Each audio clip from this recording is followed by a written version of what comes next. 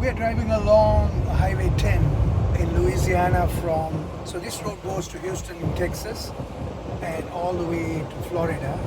So along the coast of Louisiana and these lands. So on the right hand side you can still see some sugar plantations behind the trees. So I'm just imagining, say 300 years earlier, when this area was cleared by the Europeans to satiate the demand for sugar in Europe. That created a huge business opportunity in this part of the world, and unfortunately it was done in the backs of the African enslaved people as well, the Native Americans, as well the Cajuns. The Cajuns are French Canadians who came here in the 1700s after the British won in 1768 in Quebec. So they also were co-opted as indentured laborers. So in the backs of these people there was an immense amount of wealth that was created. But a very spiritual friend of mine who's in this area, so we just came from Lafayette, this area, said that these lands are still hurting. It needs to heal from the horrors of the enslaved people that built the wealth of a few.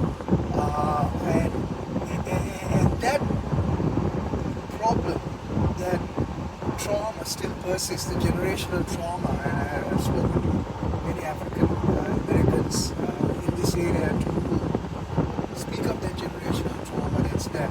And also the fact that that divide continued on even after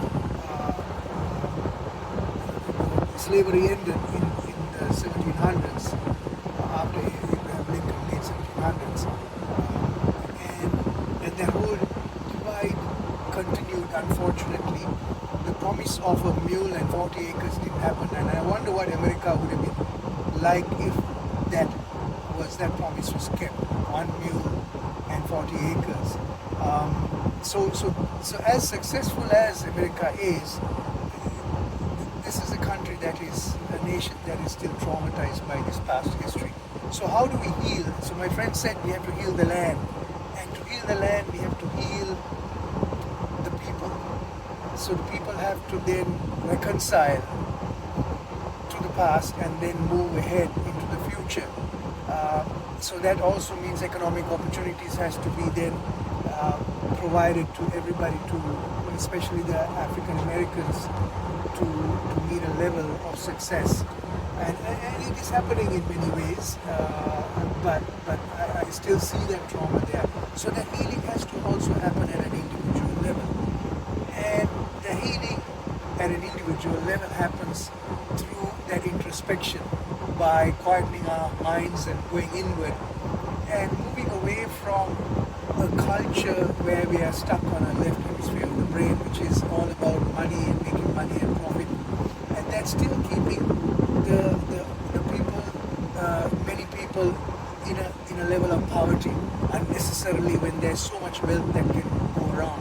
So I bring in the mindfulness practice as a way of healing the mind, then healing the people, and also then that can also heal the land. So I put it out there, and I'm here in an area called Achafalaya, which is a Native American area, which is still now beginning to be honored too.